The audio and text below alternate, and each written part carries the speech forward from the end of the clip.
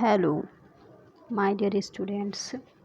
तो आज हम लोग रिसर्च रिपोर्ट के बारे में डिस्कस करेंगे। इसके पहले वीडियो में हम लोगों ने इथिक्स इन रिसर्च के बारे में डिस्कस किया था। अगर आप लोगों ने इस वीडियो को नहीं देखे होंगे तो जाकर देख सकते हैं। तो आइए हम लोग रिसर्च रिपोर्ट के बारे में देखते हैं।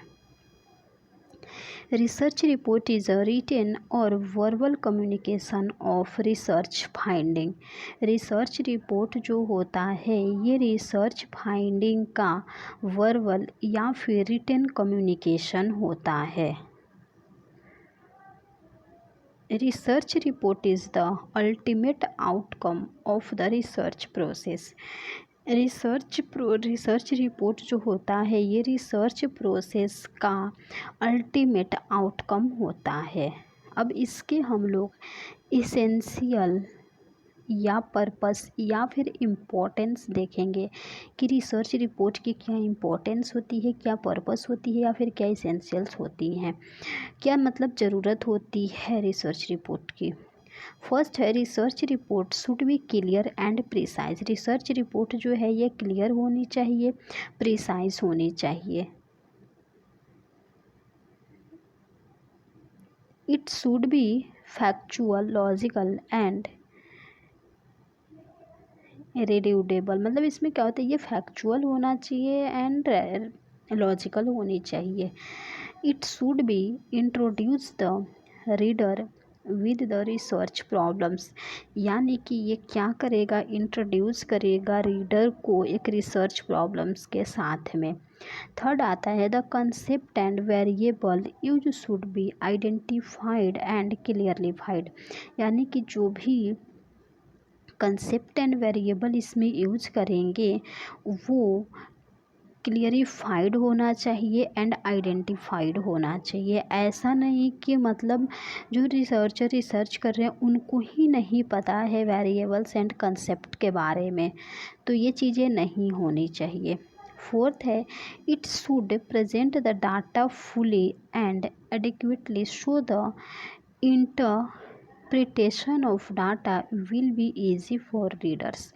ये जो होता है ये प्रेजेंट करता है डाटा को फुली एंड एडिक्वेटली।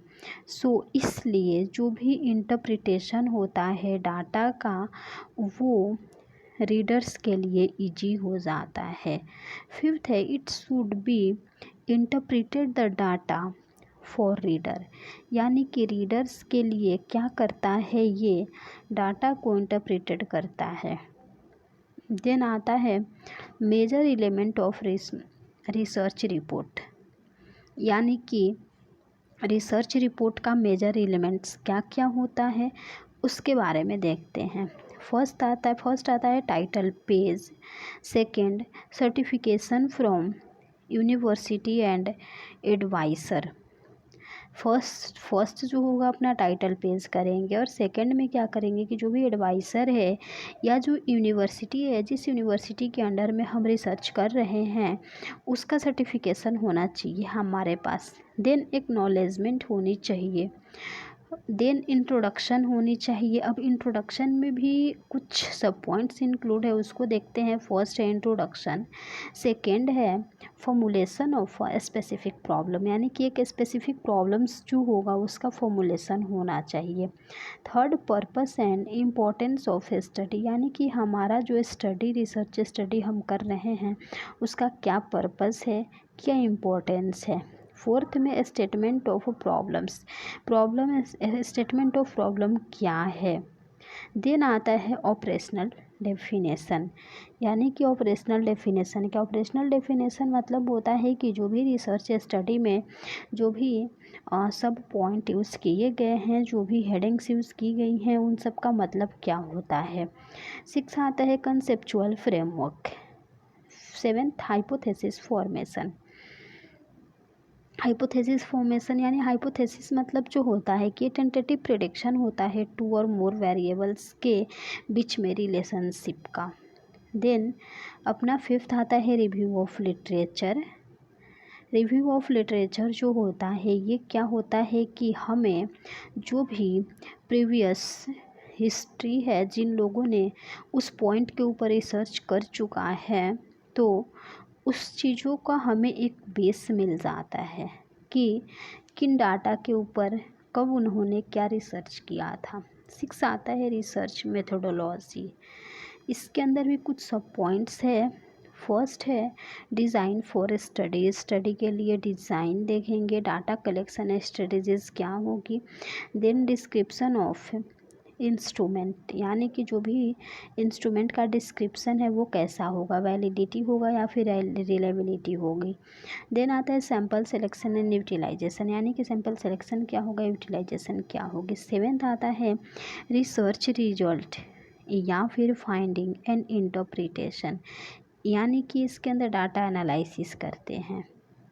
इसके अंदर भी कुछ सब पॉइंट्स है। फर्स्ट है data analysis strategies. Second analysis of research question, यानी कि जो भी रिसर्च क्वेश्चन है उसका एनालिसिस करेंगे। थर्ड आता है discussion of finding and interpretation, जो भी फाइंडिंग एंड इंटरप्रिटेशन है उसका डिस्कशन करेंगे। फोर्थ आता है सिग्निफिकेंस फॉर नर्सिंग, यानी कि नर्सिंग के लिए सिग्निफिकेंस क्या है।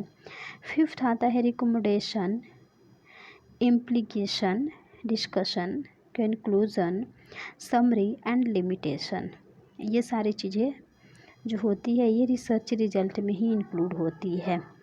देन अपना 8 आता है बिब्लियोग्राफी एंड अपेंडिसेस। 9th में आता है अब्स्ट्रैक्ट। देन 10th में आता है इंडेक्स।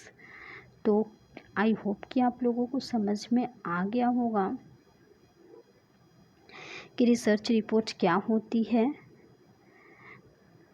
बट फिर भी आप लोगों को कोई भी डाउट होगा तो कमेंट बॉक्स में कमेंट कर सकते हैं।